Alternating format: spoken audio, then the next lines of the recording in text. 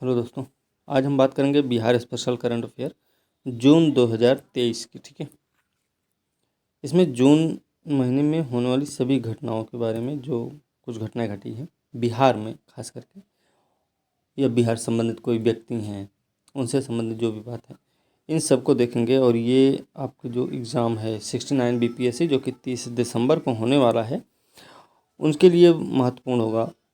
और उसके साथ साथ बिहार में जो भी परीक्षाएं, आगामी परीक्षाएं होंगी, उन सब के लिए इम्पोर्टेंट रहेगा। ठीक है, सबसे पहले शुरुआत करेंगे पटना के नए तारामंडल कक्ष में 200 लोग एक साथ बैठकर देख सकेंगे 3D और 2D शो। ठीक है, इसमें तो कुछ ऐसा ध्यान नहीं रखना है। ठीक है, इसमें कुछ भी ऐसा ध्यान नहीं रखना है, लेकिन ये ध्यान रखना है तारामंडल में अमेरिकन 3D स्क्रीन और जर्मन 3D प्रोजेक्टर को इंस्टॉल किया गया है। ये बात आपको याद रखने की ज़रूरत है। ठीक है, ये आपको याद रखने की ज़रूरत है। जून के तीसरे सप्ताह में दर्शकों के लिए संचालित किया जाएगा शो। ये आपको पता होना चाहिए। 4 फिल्मों को सिलेक्ट किया गया है 3D शो के लिए। इसके साथ 2D की 8 फिल्मों का चयन, ये भी आपको याद रखना चाहिए। दर्शकों को 700 रुपये का मूल्य का एक्टिव 3D ग्लास भी इसमें मुहैया कराया जाएगा। ये आपको पता होना चाहिए। सभी दर्शकों को एक्टिव 3D ग्लास को जमा भी करना पड़ेगा, कोई लेकर नहीं जा सकता। ये भी आपको पता होना चाहिए। ठीक है, फिलहाल तारामंडल में फ्लोर फैब्रिकेशन और सीटिंग अरेंजमेंट का कार्य शुरू किया गया है। करीब 34 करोड़ की लागत से इसका आधुनिकीकरण किया जा रहा है। ठीक है, तारामंडल में लेजर प्रोजेक्टर RGB किरणों को कंप्यूटर के माध्यम से मिश्रित कर 3D शो के लिए वास्तविक रंगों का निर्माण होगा। ठीक है, अब इसमें इन 4 3D फिल्मों का चयन हुआ है। वो 4 फिल्में कौन सी हैं, तो ये हमको पता होना चाहिए भाई। तो इसमें एस्ट्रो एमिशन है, इसमें क्षुद्र ग्रह की बनावट, मानव जाति पर इसका क्या प्रभाव पड़ता है, इसकी जानकारी दर्शकों को दी जाएगी। इसका विषय वस्तु भी ध्यान रखना, मूवी का नाम भी याद रखना है। VR स्टॉर्म स्टार्स क्या है, इसमें तारों का उद्भव विकास की जानकारी देने के साथ ही दर्शकों को तारों के अंदरूनी स्ट्रक्चर के बारे में दिखाया जाएगा। वाइजर मिशन है, इसमें वाइजर मिशन के बारे में विस्तृत जानकारी दी जाएगी। इसके साथ ही बृहस्पति और शनि ग्रह की रोमांचक तस्वीरों को दिखाया जाएगा। एक है स्पेस नेक्स्ट, इस फिल्म में स्पेस जर्नी के बारे में दर्शकों को विस्तार से बताया जाएगा। ये 4 फिल्में हैं, सबकी विषय वस्तु अपनी अपनी है। ठीक है, बाकी और कुछ भी इसमें ऐसा नहीं है। ठीक है, ये है आपका तारामंडल, आप यहाँ पे देख सकते हैं। पूर्णिया और दरभंगा एयरपोर्ट पर बनेंगे नए सिविल एनक्लेव। पूर्णिया और दरभंगा। मुख्यमंत्री की अध्यक्षता में हुई मंत्रिपरिषद की बैठक में दरभंगा पूर्णिया में नए सिविल एनक्लेव के निर्माण के लिए भारतीय विमानपत्तन प्राधिकरण, ये आपको याद होना चाहिए, और बिहार सरकार के बीच स्वीकृति दी गई है MOU की।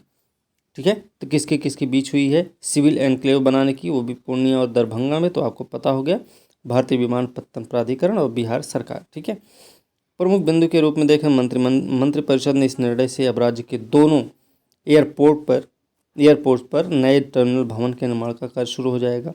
ठीक है, दरभंगा एयरपोर्ट पर सुविधाओं का विस्तार होगा। पूर्णिया एयरपोर्ट से हवाई सेवा शुरू करने की बाधा दूर हो जाएगी, दोनों के काम भी अलग अलग हो जाएंगे। यहाँ पे सुविधाओं का विस्तार होना है दरभंगा में, और पूर्णिया से हवाई सेवा शुरू करनी है। ठीक है, MOU में मुख्य रूप से इन बातों का जिक्र हुआ कि राज्य सरकार एयरपोर्ट के लिए जो ज़मीन लेगी वह बगैर एंक्रोचमेंट के उपलब्ध कराएगी, 4 लाइन से सड़क मार्ग की कनेक्टिविटी देगी, बिजली पानी की उपलब्धता भी सुनिश्चित करेगी। उड़ान योजना याद रखना, उड़ान योजना के तहत 2016 में प्रधानमंत्री नरेंद्र मोदी ने पूर्णिया के चूनापुर, नाम याद रखना, चूनापुर एयरपोर्ट में सिविल एनक्लेव बनाकर हवाई सेवा शुरू करने की घोषणा की थी। कहाँ पे, चूनापुर में। पूर्णिया में एयरपोर्ट के निर्माण से न सिर्फ सीमांचल और कोसी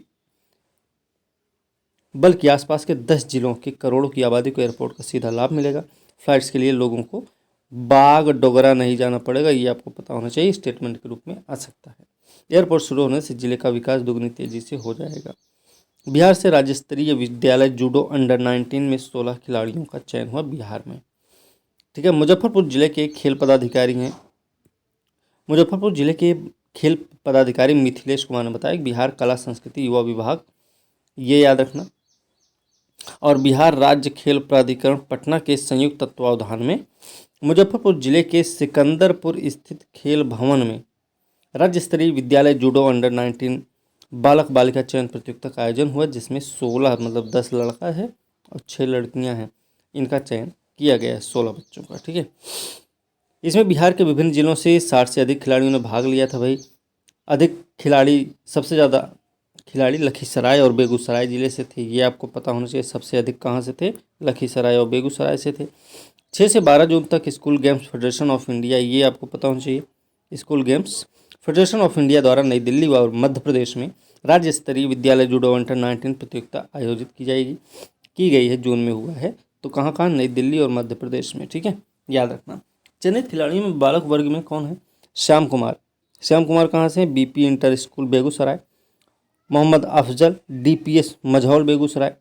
सौम्या कुमार, वाणिज्य इंटर कॉलेज मुजफ्फरपुर।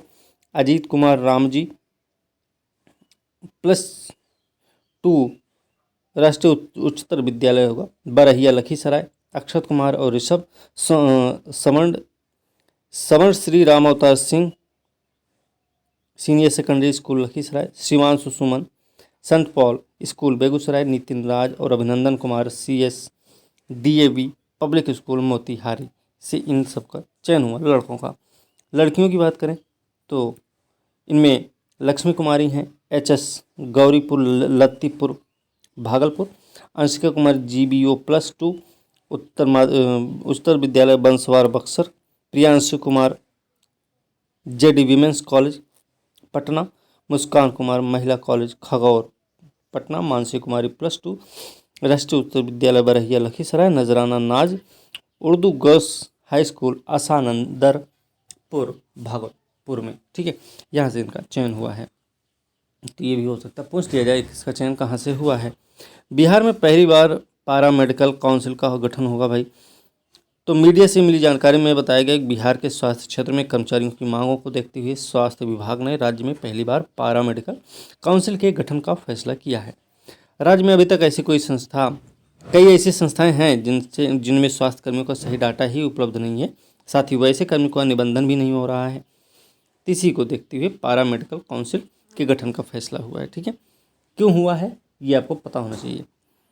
इस काउंसिल में अध्यक्ष सहित 10 सदस्य होंगे। इसका संरचना के बारे में आपको याद होना चाहिए। साथ ही विभाग द्वारा मेडिकल नियमावली भी तैयार होगी। स्वास्थ्य विभाग के आधिकारिक सूत्रों के अनुसार अभी तक राज्यों में एक्सरे तकनीशियन, रेडियोलॉजी असिस्टेंट, डेंटल असिस्टेंट, ये सारी चीज़ें हैं। ठीक है, ऐसे में रजिस्ट्रेशन सरकार के पास ये सूचना ही नहीं है।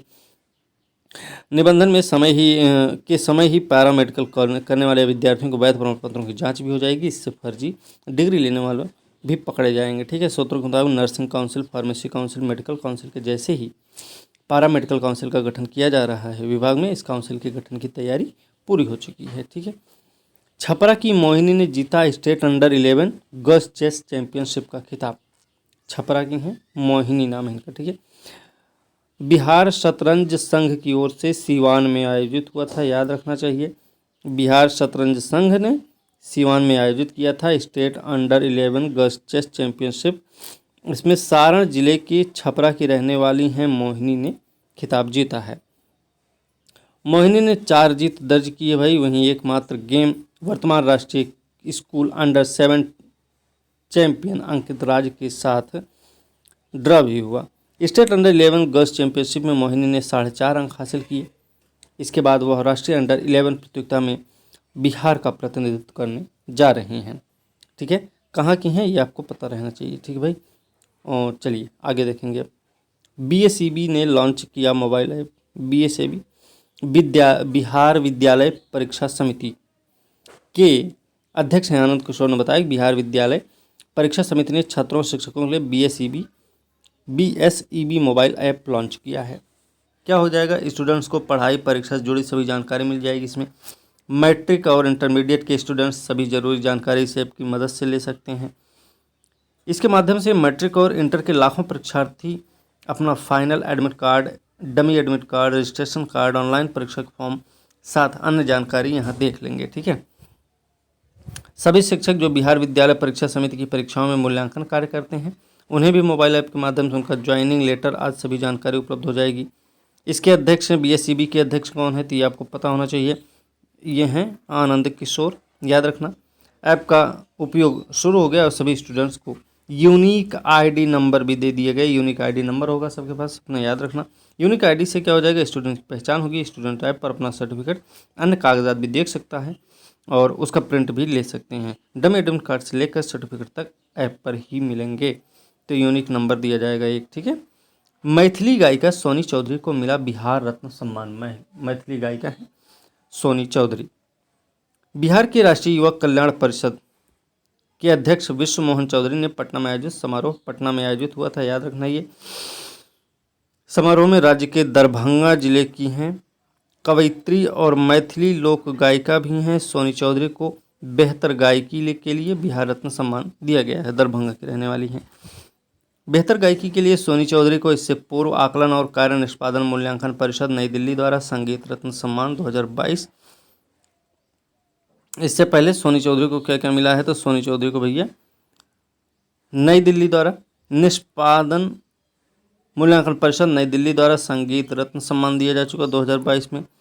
दतिया गुरुकुल द्वारा सुर मधुकर सम्मान भी दिया जा चुका है इनको, ठीक है, याद रखना। इनके अलावा सोनी चौधरी को तिलका मांझी विश्वविद्यालय भागलपुर द्वारा तिलका मांझी राष्ट्रीय सम्मान, मिथिला शिक्षा मंच समस्तीपुर द्वारा स्वामी विवेकानंद युवा सम्मान, बिहार शिक्षा सांस्कृतिक विकास परिषद पटना द्वारा बिहार सम्मान, महीनाथपुर की संस्था द्वारा संत शिरोमणि लक्ष्मीनाथ गोसाई सम्मान से सम्मानित किया जा चुका है। तो ये पूछा जा सकता है कि इनको ये वाला सम्मान दिया गया था, ये इन्हें और कौन कौन सा सम्मान मिला हुआ, तो 1 2 3 4 5 ऐसे करके सबका ऑप्शन दे दिया जाएगा। फिर पहला हो जाएगा एक से मतलब सभी सही है, पहला दूसरा तीसरा सही, तीसरा चौथा पांचवा सही है, ऐसे करके ऑप्शन भी दिया जा सकता है। तो आपको याद रखना चाहिए।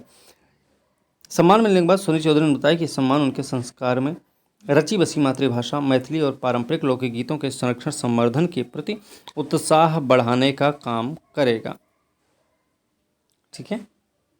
चलिए, विराट रामायण मंदिर में होगी विश्व के सबसे ऊंचे शिवलिंग की स्थापना, ठीक है। बिहार के महावीर मंदिर पटना के सचिव आचार्य किशोर कुणाल ने बताया कि राज्य के पूर्वी चंपारण, याद रखना पूर्वी चंपारण की बात है, ये केसरिया चकिया पथ की बात है, कैथवलिया बहुआरा में विराट रामायण मंदिर का निर्माण कार्य जल्दी शुरू हो जाएगा। यह मंदिर न केवल विश्व का सबसे ऊंचा मंदिर होगा बल्कि इस मंदिर में विश्व का सबसे ऊंचा शिवलिंग भी स्थापित किया जाएगा, ठीक है। महावीर मंदिर पटना के सचिव ने कहा कि 2025 के सावन महीने तक इस मंदिर में विश्व के सबसे बड़े शिवलिंग की स्थापना हो जाएगी। कब तक हो जाएगी? सावन महीना 2025 वाले तक। महाबलीपुरम में 250 टन वजन के ब्लैक ग्रेनाइट पत्थर की चट्टान को तराशकर मुख्य शिवलिंग के साथ सहस्रलिंगम भी बनाया जा रहा है, याद रखना। शिवलिंग का वजन होगा 200 टन, ऊंचाई 33 फीट है, 33 गोलाई है, गोलाई भी उसकी 33 फीट है, ये भी याद रखना चाहिए। 8वीं शताब्दी के बाद सहस्रलिंगम का निर्माण भारत में नहीं हुआ है, ये अब हो रहा है, ठीक है। राज्य में बनने वाला विराट रामायण मंदिर 3 मंजिला होगा। मंदिर में प्रवेश के बाद प्रथम पूज्य विघ्नहर्ता भगवान गणेश के दर्शन होंगे। फिर विराट रामायण मंदिर में शैव और वैष्णव देवी देवताओं के कुल 22 मंदिर होंगे इसमें, ठीक है। याद रखना कितने मंदिर होंगे, तो 22 होंगे। मंदिर निर्माण के लिए 120 एकड़ जमीन उपलब्ध है। इस मंदिर वाली जगह को जानकी नगर के रूप में विकसित किया जाएगा, जानकी नगर याद रखना है। कई आश्रम गुरुकुल धर्मशाला बनेंगे। विराट रामायण मंदिर निर्माण की पाइलिंग कराने का काम सनटेक कौन कर रहा है? ये Suntech Infra Solutions Private Limited को दिया गया है, जो पटना मेट्रो के पाइलिंग का काम कर रहा है। मतलब यही Suntech Infra Solution Private Limited जो है ना, जो पटना मेट्रो के पाइलिंग का काम कर रहा है, वही इस मंदिर के पाइलिंग का काम करेगा, ठीक है, याद रखना। चलिए आगे चलेंगे। ये है विराट रामायण मंदिर, ऐसे बनेगा, ठीक है। चलिए आगे देखेंगे। मुजफ्फरपुर में बनेगा राज्य का अब तक का सबसे बड़ा ब्लड बैंक, मुजफ्फरपुर में बनेगा। तो बिहार के मुजफ्फरपुर जिले के रेड क्रॉस सचिव हैं उदय शंकर प्रसाद सिंह ने बताया कि मुजफ्फरपुर जिले के कंपनी बाग, याद रखना कंपनी बाग, रेड क्रॉस में 3 करोड़ की लागत से ब्लड बैंक बनेगा, जो बिहार में अब तक का सबसे बड़ा ब्लड बैंक होगा। कहाँ बनेगा? मुजफ्फरपुर के कंपनी बाग में। कंपनी बाग रेड क्रॉस में बनने वाला ब्लड बैंक अत्याधुनिक सुविधाओं से लैस होगा, याद रखना है। मशीनों की खरीद हो चुकी है, ब्लड सेपरेशन की मशीन भी लगेगी, जिससे लाल रक्त कण वाले ब्लड नहीं होने की परेशानी दूर हो जाएगी। वर्तमान में श्री कृष्ण मेडिकल कॉलेज अस्पताल में ही ब्लड सेपरेशन की सुविधा उपलब्ध, लेकिन ब्लड सेपरेशन कम होने के कारण मरीजों की जान बचाना मुश्किल हो जाता है। ठीक है। मुजफ्फरपुर जिले में इस ब्लड बैंक के बनने से SKMCH पर से भी मरीजों की निर्भरता काफ़ी हद तक कम हो जाएगी। यह ब्लड बैंक रेड क्रॉस के ग्राउंड फ्लोर पर चलेगा, जिसमें 24 घंटे मरीजों के लिए ब्लड की सुविधा उपलब्ध रहेगी। मरीज ज़रूरत के अनुसार कभी भी ब्लड बैंक से सेवा का लाभ ले सकेंगे। ठीक है। रेड क्रॉस के सचिव ने बताया कि ब्लड बैंक उत्तर बिहार के मरीजों के लिए वरदान साबित होगा। ब्लड सेपरेशन की अत्याधुनिक मशीनों से तुरंत ही होल ब्लड के 1 यूनिट रक्त से लाल रक्त कण का 3 यूनिट ब्लड तैयार होगा। इससे डेंगू मरीज, एनीमिया, ब्लड कैंसर, थैलेसीमिया के मरीजों को लाल रक्त की दिक्कत नहीं आएगी। और राज्य के मोतीपुर में भी, ये भी आपको पता होना चाहिए, राज्य के मोतीपुर में भी रेड क्रॉस मैटरनिटी सेंटर का निर्माण कर रहा है। ठीक है, याद रखना। इससे वहाँ की गर्भवती महिलाओं को स्पेशलिटी हॉस्पिटल जाने की ज़रूरत नहीं पड़ेगी। सेंटर की सारी व्यवस्था रेड क्रॉस करेगा। ठीक है, मोतीपुर में भी बन रहा है, ये भी याद रखना। चलिए आगे देखेंगे। बिहार में जल्द लागू होगी नई प्रदूषण नीति। 7 जून 23 को मीडिया से मिली जानकारी के अनुसार बिहार में अगले 40 साल में कार्बन उत्सर्जन शून्य करने हेतु राज्य में नई प्रदूषण नीति लागू की जाएगी। उद्देश्य पर्यावरण को बेहतर करना, ये आपको पता होना चाहिए। ठीक है। नई प्रदूषण नीति को अगले 4-5 महीनों में राज्य में लागू करने की संभावना, भले ही आम आदमी की समझ में आसानी से आए या नहीं आए, लेकिन इसका मकसद आम और खास सहित राज्य, देश और दुनिया को फ़ायदा पहुंचाना है। ठीक है। इससे क्या होगा कि भाई लागू हो जाएगा तो मुख्यमंत्री का जो ड्रीम प्रोजेक्ट है जल जीवन हरियाली अभियान, ये आपको पता होना चाहिए। जल जीवन हरियाली अभियान की सफलता में मदद होगा। सूत्रों के अनुसार बताएं, नई प्रदूषण नीति के लिए United Nations Environment Programme UNEP सहित उसकी सहयोगी संस्थाओं के द्वारा एक स्टडी की जा रही है। इसकी रिपोर्ट अगले कुछ दिनों में संभावना रहेगी आने की। ठीक है। फिलहाल आगे देखेंगे इसका। तो राज्य में लागू होने वाली इस नई नीति में अगले 30-40 साल के लिए कार्य योजना भी बनेगी। ठीक है। मुख्य रूप से इसमें क्या क्या शामिल हो जाएंगे विषय, तो इसमें राज्य में बिजली उत्पादन, खरीद, उद्योग, परिवहन, आम लोगों द्वारा उपभोग की जाने वाली चीज़ें, खाना पीना, खरीदारी, जीवन शैली, ये सब में बदलाव होंगे। पर्यावरण वन जलवायु परिवर्तन विभाग के प्रधान सचिव अरविंद चौधरी ने बताया कि लो कार्बन एमिशन को लेकर ब्लूप्रिंट तैयार होगा। इसमें प्रत्येक साल की कार्य योजना तैयार की जा रही है। ठीक है। चलिए, नीति के तहत ये तय किया गया कि राज्य में ऊर्जा की खरीद में कितना रिन्यूएबल एनर्जी का हिस्सा होगा और पेट्रोल डीजल गाड़ियों की जगह इलेक्ट्रिक और CNG चालित वाहनों को किस तरह लाया जाएगा। इसके लिए प्रोत्साहित करने के लिए प्राइवेट पार्टी को किस तरह का इंसेंटिव दिया जाएगा, ये सारी चीज़ें इसमें हैं। ठीक है। चलिए, बिहार के 2 बड़े अस्पताल बनेंगे सेंटर ऑफ एक्सीलेंस। ठीक है। 2 बड़े अस्पताल होंगे। तो बिहार सरकार प्रधानमंत्री स्वास्थ्य सुरक्षा योजना, याद रखना ये चीज़ आप। फेज 4 के तहत राज्य के 2 प्रमुख मेडिकल कॉलेज अस्पतालों का अपग्रेडेशन करा रही है, जिन्हें सेंटर ऑफ एक्सीलेंस बनाया जाएगा। ठीक है। इन दोनों मेडिकल कॉलेजों के अपग्रेडेशन के लिए 59 करोड़ से अधिक की राशि स्वीकृत की गई है। इस राशि से अस्पताल में नए ब्लॉक के निर्माण के साथ मतलब ये सारी चीज़ें रहेंगी। ठीक है। इसमें कौन कौन है, एक तो है भैया PMCH पटना मेडिकल कॉलेज अस्पताल, जिसके लिए 29.24 करोड़ रुपए आवंटित है। और एक है भागलपुर का जवाहरलाल नेहरू मेडिकल कॉलेज अस्पताल, और इसके लिए 30 करोड़ रुपये स्वीकृत है। ठीक है। प्रधानमंत्री स्वास्थ्य सुरक्षा योजना फेज 4 के तहत दोनों मेडिकल कॉलेज अस्पतालों में गंभीर किस्म की बीमारियों की इलाज की व्यवस्था होगी। इन अस्पतालों में स्थापित सेंटर ऑफ एक्सीलेंस में oncology, nephrology, endocrinology, cardiology, neurology, neurosurgery संबंधी बीमारियों के इलाज और ऑपरेशन किया जाएगा।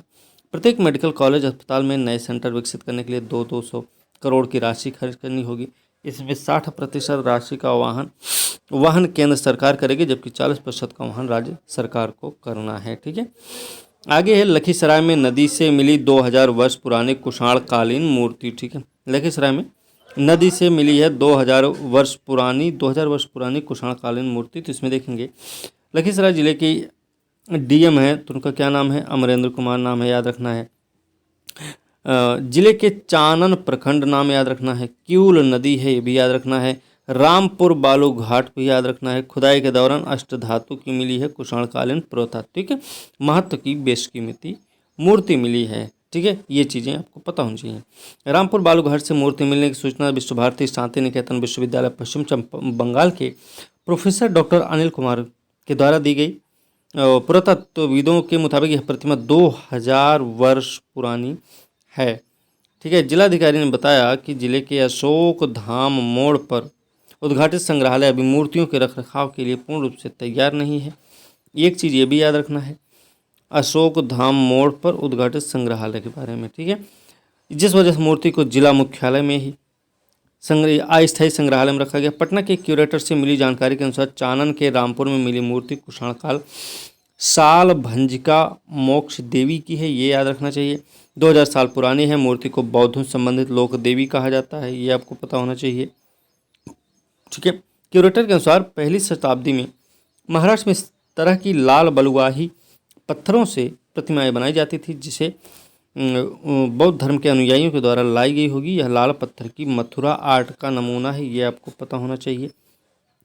इससे संबंधित संग्रहालय अध्यक्ष ने बताया कि बुद्ध जन्म दृश्य से संबंधित मूर्ति में भी माया देवी को साल वृक्ष को पकड़ते हुए दिखाया गया है। ठीक है, ये आपको ध्यान रखना। लेकिन उसमें बुद्ध की छोटी मूर्ति भी बनी रहती है, इसमें वैसी कोई मूर्ति नहीं, इसलिए इस मूर्ति को लोक देवी ही मानना उचित है।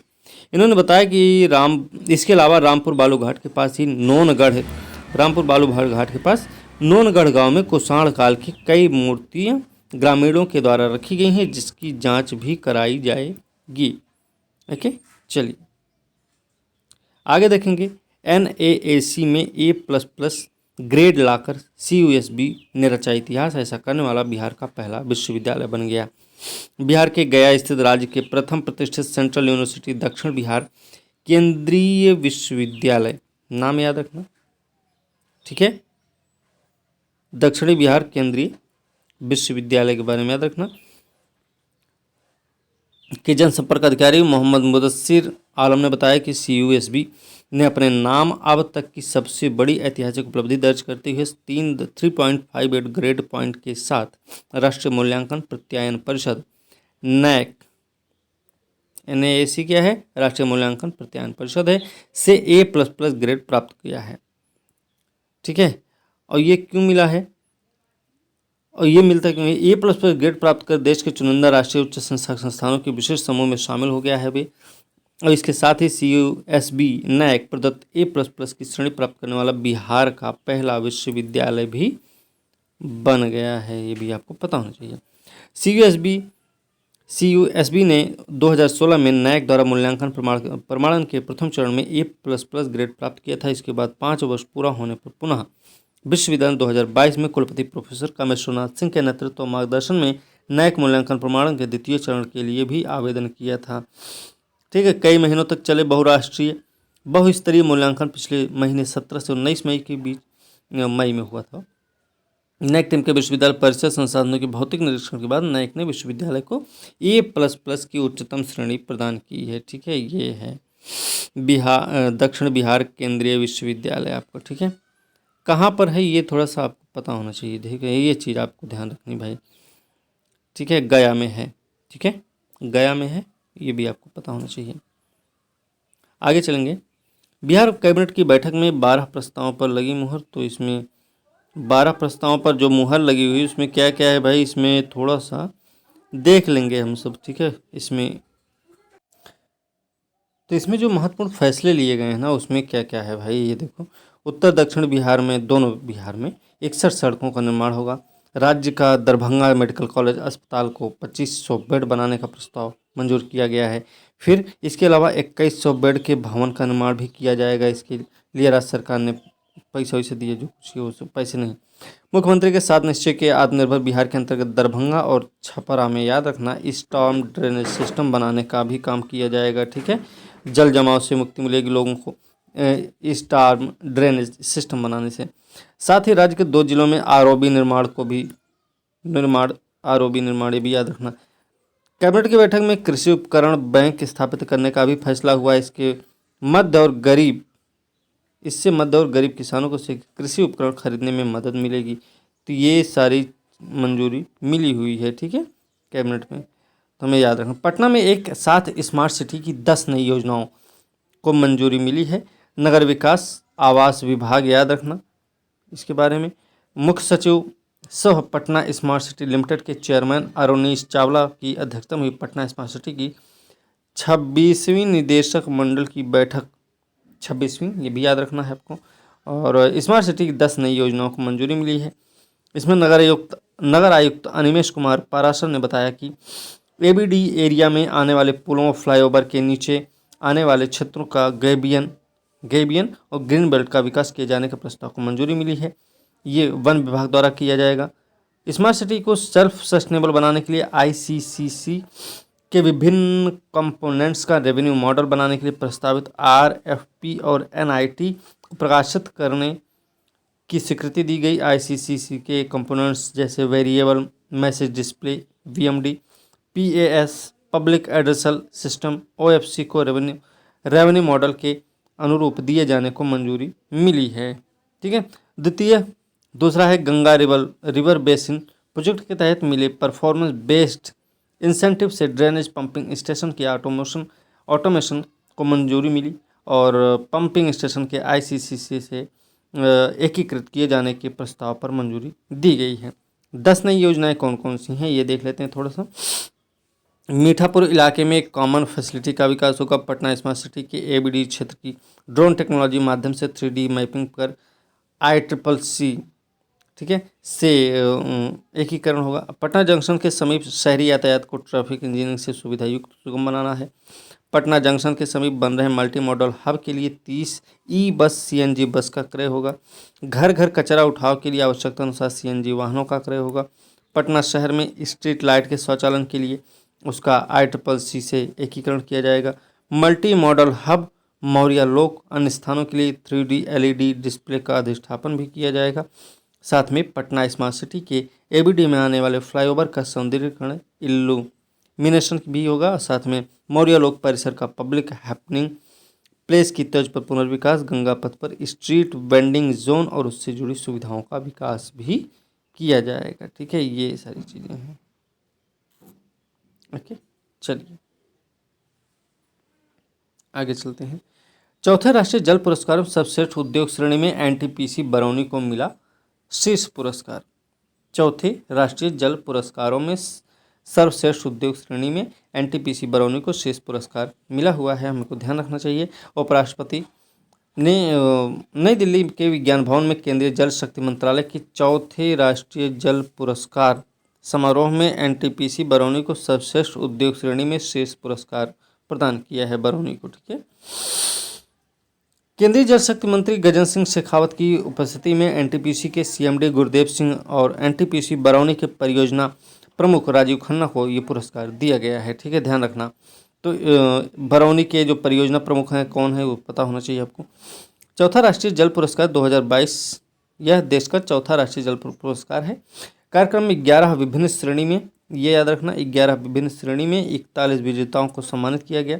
NTPC ने पर्यावरण को संरक्षित करने के लिए निरंतर और समर्पित प्रयास किए हैं। इन प्रयासों ने इसकी सफलता में एक प्रमुख भूमिका निभाई है। जल संसाधनों के संरक्षण प्रभावी प्रबंधन के लिए कई नवीन पहलों को लागू किया। NTPC की कोशिशों से न केवल पानी की बचत हुई बल्कि इससे पर्यावरणीय प्रभाव में भी कमी आई है, ठीक है, याद रखिएगा भाई। आगे चलते हैं, ठीक है, आगे देखेंगे। चतुर्थ राष्ट्रीय जल पुरस्कार में सर्वश्रेष्ठ राज्यों की श्रेणी में बिहार को मिला तृतीय पुरस्कार, ये भी देख लेंगे इसी बात पे। तो विज्ञान भवन में केंद्रीय जल शक्ति मंत्रालय के चौथे राष्ट्रीय जल पुरस्कार में वही बिहार को तीसरा पुरस्कार मिला हुआ है। बिहार के ग्रामीण विकास विभाग के सचिव डॉक्टर N सरवण कुमार और जल जीवन हरियाली मिशन के मिशन निदेशक राहुल कुमार को ये पुरस्कार दिया गया। तो किसको किसको दिया गया है ये आपको पता होना चाहिए, ठीक है, याद रखना भाई। जल जीवन हरियाली मिशन के मिशन निदेशक राहुल कुमार ने बताया कि जल जीवन हरियाली अभियान की प्रशंसा आज देश के दुनिया के कई मंचों में हो रही है। पर्यावरण संरक्षण, जलवायु परिवर्तन की चुनौतियों को लक्षित ऐसा राज्यव्यापी अभियान चलाने वाला बिहार देश का पहला राज्य है, ठीक है। फिलहाल उन्होंने अपनी बड़ाई की है इसमें। 3.5 वर्षों की संचालन अवधि में, ये थोड़ा ध्यान रखना, संचालन अवधि में जल जीवन हरियाली अभियान के अंतर्गत लगभग 30,000 सार्वजनिक तालाब, पोखर और आहर, पईनों और कुओं को अतिक्रमण मुक्त किया गया है। 80,000 से अधिक सार्वजनिक जल संचयन संरचनाओं का जीर्णोद्धार भी कराया गया है 3.5 साल में। ये उपलब्धि है इसकी। भूगर्भ जल ये अगर मेंस में प्रश्न आएगा तो आप ये सब लिख सकते हैं, ठीक है, उपलब्धि के रूप में। भूगर्भ जल के स्तर में अभिवृद्धि के उद्देश्य से राज्य भर में सार्वजनिक कुओं, चापाकलों के किनारे लगभग 1.5 लाख सौख्ता का निर्माण कराया गया है। ये भी उपलब्धि है। छोटी छोटी नदियों, नालों, पहाड़ी क्षेत्रों के जल संग्रहण क्षेत्रों में लगभग 10,000 चेक डैम, जल संचयन की अन्य संरचनाओं का निर्माण कराया गया है। ये भी उपलब्धि है इसकी। लगभग 35,000 नए जल स्रोत सृजित किए गए हैं। 13,500 सार्वजनिक भवनों पर छत वर्षा जल संचयन का कार्य कराया गया है। अभियान के अंतर्गत कृषि कार्यों में सूक्ष्म सिंचाई पद्धति पर भी बल दिया जा रहा है। ये ऊपर की जो उपलब्धियां हैं सब, ठीक है, याद रखना। इसकी शुरुआत हुई थी 2 अक्टूबर 2019 को, याद रखना है, जिसका उद्देश्य क्या था? जलवायु परिवर्तन के दुष्प्रभावों को कम करना, पर्यावरण संरक्षण है। इसके अंतर्गत राज्य भर में 11 चिन्हित अवयवों का क्रियान्वयन किया जा रहा है, जिसमें सार्वजनिक जल संरचनाओं को अतिक्रमण मुक्त करना, उनका जीर्णोद्धार, छत वर्षा जल संचयन, व्यापक स्तर पर सौख्ता निर्माण, नए जल स्रोतों का सृजन, सूक्ष्म सिंचाई जैसे कार्य सम्मिलित हैं इसमें। राज्य के 15 विभागों के समन्वय से, एक चीज़ और याद रखना, इसमें 15 विभाग हैं।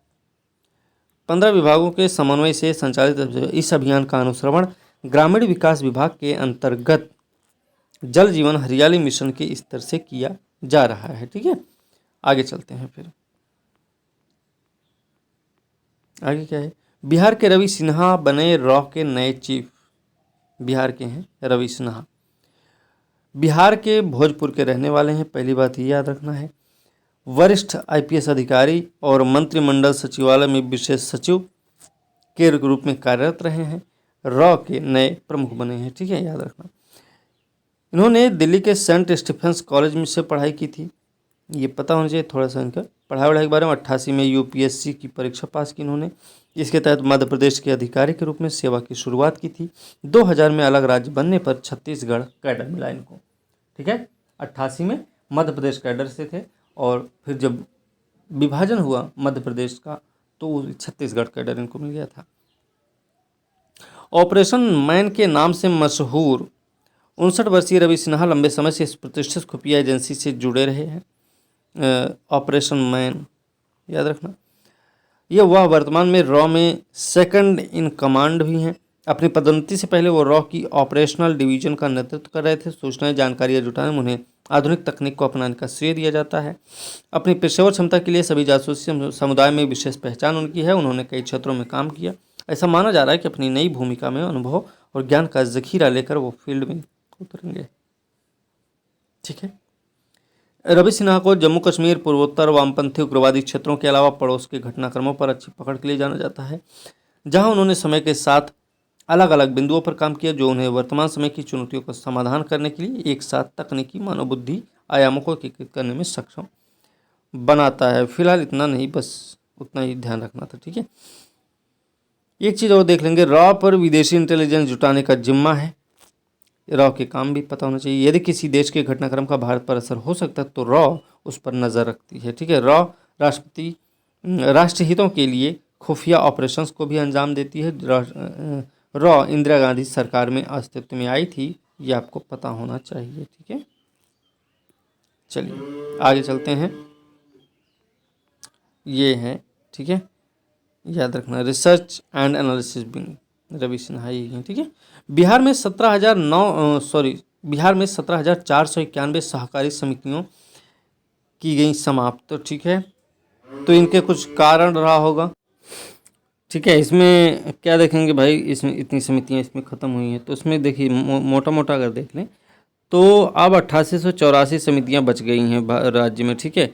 उसमें से अब 2217 हाउसिंग सोसाइटी हैं। फिलहाल इसमें ये सारी चीज़ें तो हमें नहीं लगता है कि इस। अच्छा, एक चीज़ और इसमें देख लेंगे, राज्य में अब सिर्फ 8 SC/ST सहकारी समितियां हैं। इनमें 8 SC/ST सहकारी समितियां, तो भैया लखीसराय मुजफ्फरपुर में एक है, याद रखना है। लखीसराय मुजफ्फरपुर में, नालंदा पटना में 3 समितियां हैं, ठीक है, SC/ST समितियां।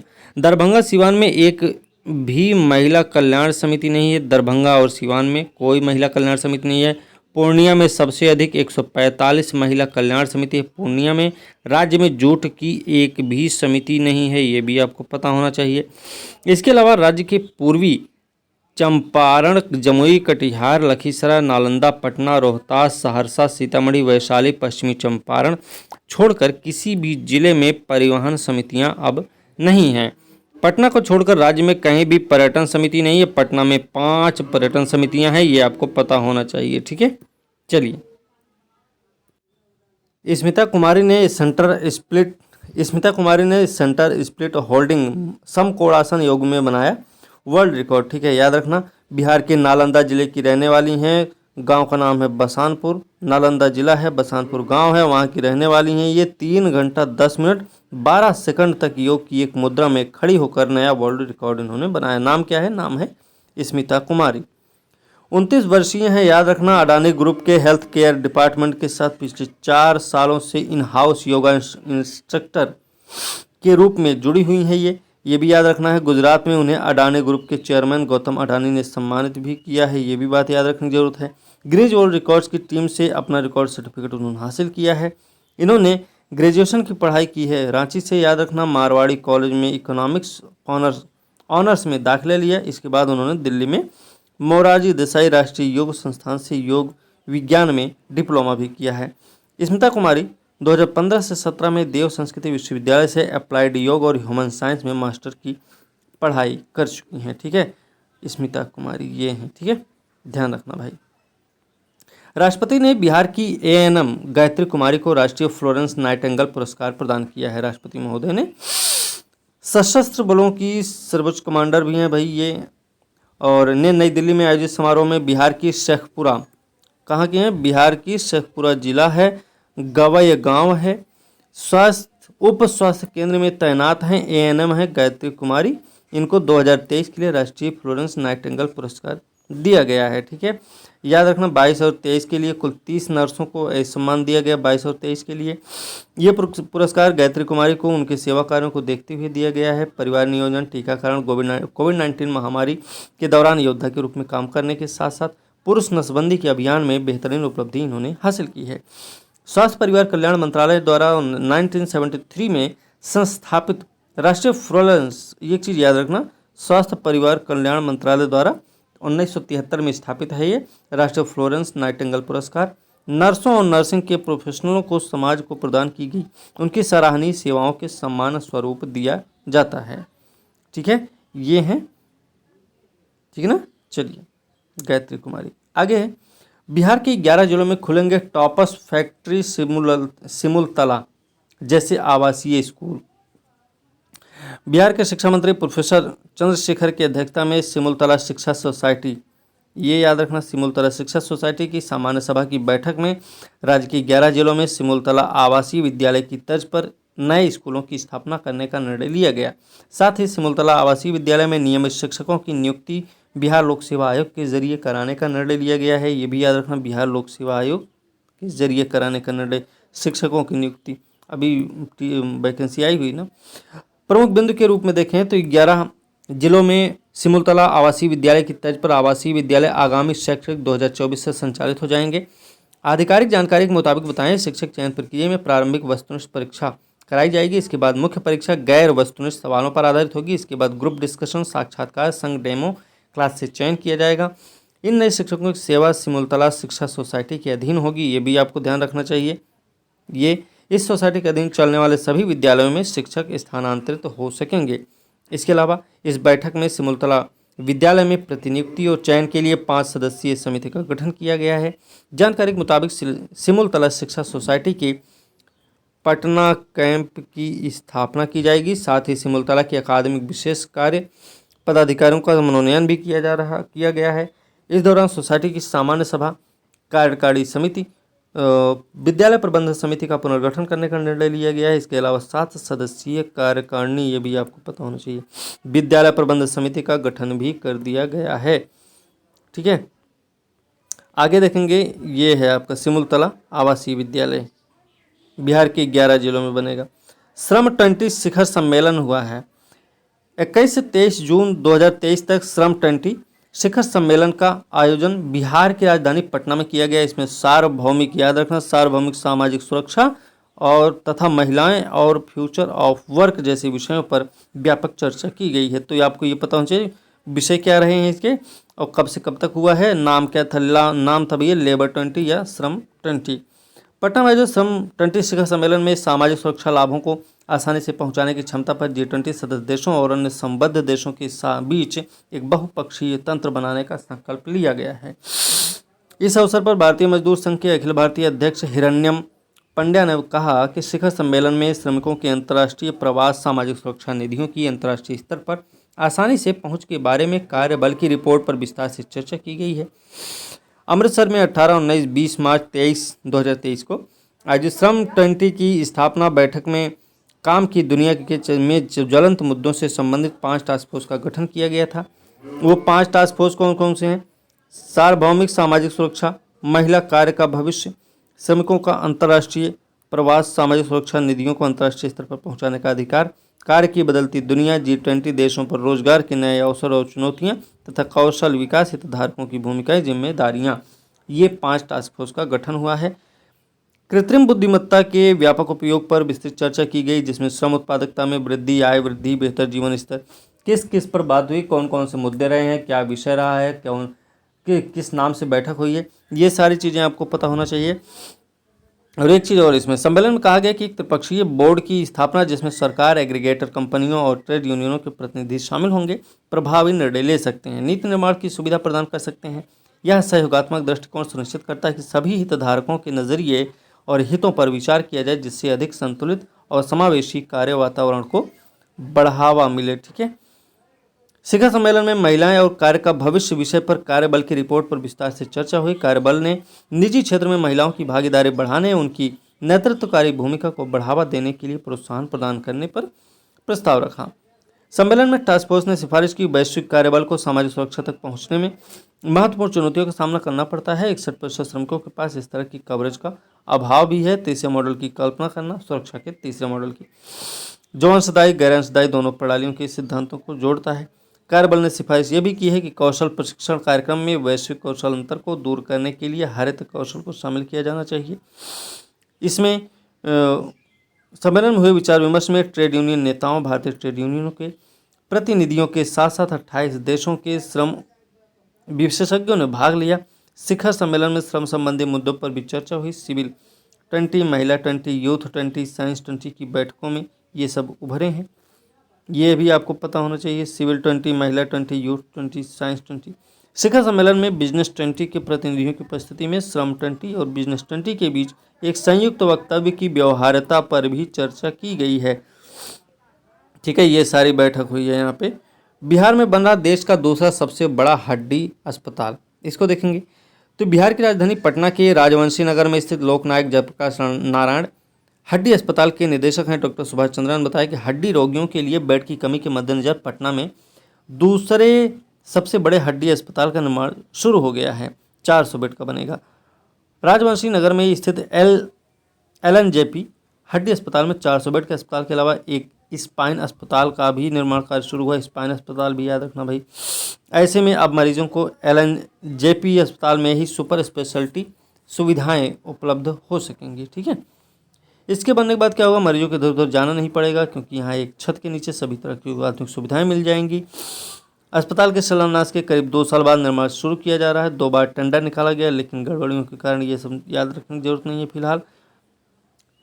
ठीक है, राज्य का ये पहला और देश का दूसरा सबसे बड़ा हड्डी और स्पाइन का अस्पताल होगा, याद रखना। इससे बड़ा अभी हरियाणा के गुरुग्राम में है। 400 से अधिक बेड वाला हॉस्पिटल है, जहाँ सिर्फ हड्डी और स्पाइन की इलाज की सुविधा होती है। एक छत के नीचे सभी तरह की सुविधाएं मरीजों को मिलेंगी। Modular OT, CT scan, ultrasound, digital x-ray machine, MRI, mammography समेत फिजियोथेरेपी के लिए आधुनिक उपकरण जैसे short wave diathermy, microwave diathermy की व्यवस्था रहेगी। अस्पताल का भवन निर्माण कैंपस में उपलब्ध जमीन पर ही होगा। इसका निर्माण